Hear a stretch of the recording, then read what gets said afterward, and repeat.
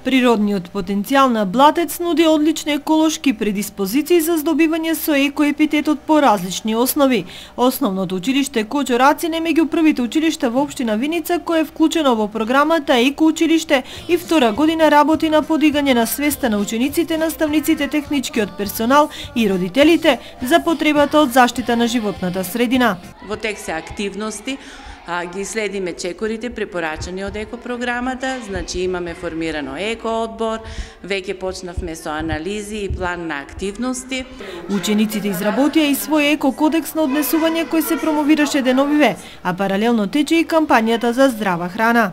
Во тек се кампањите за здрава храна за детство без мана. Нашите ученици беа многу вредни и имаме направено пуно рецепти во кои што се вклучени овошјето и зеленчукот како здрава храна, која што треба да биде една од предимните во нашата исхрана.